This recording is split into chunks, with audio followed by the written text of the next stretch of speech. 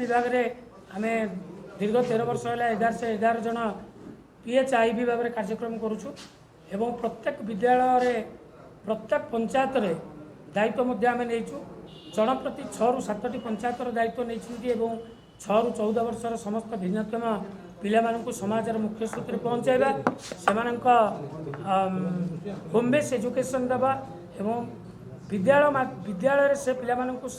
समस्त पिला सहित किभली शौक्षिक वातावरण सृष्टि हो से आम कम Chandra Swain all Odisha inclusive education volunteer association सभापति सार आपण मान मध्य आम आउ थे एटारे मीडिया कॉन्फ्रेंस करूँ दीर्घ 13 वर्ष हम विद्यालय गणशिक्षा विभाग में 1111 जन भिन्नक्षम आईबी भाव में आम कार्य करुचु एवं दुख परितापर विषय आज आमर बयस बढ़ी जाइए आमर घर संसार सबकि बढ़ी किंतु आम समाज मुख्य सूत्र चलबार कष्ट खेचु जो आमको सरकार 4760 टंका पारितोषिक देउछंती जहाँफल आम परिवार चलबार आमको बहुत कष्ट रही एवं ये सब समस्या को समाधान करने आम दीर्घ वर्ष हम ओडिशा सरकार एवं मुख्यमंत्री महोदय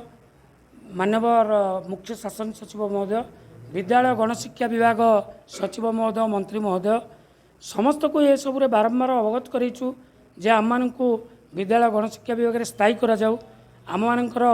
दरमा को समस्त सरकारी कर्मचारी भली दरमा वृद्धि करा जाऊ एवं आमर गोटे दिन छटैकी बंद करा जाऊ किंतु सरकार ये सब को कौन भ्रूक्षेप करूना जहाँकि आम आपण को किछि मास तले आपण माध्यम ये सब समस्या को समाधान पे जनइलु ए पर्यंत तार कौन फल है ना आम बाध्य आज आपण मान जरिया पुनर्बार सरकार को जनाऊँ जे आमर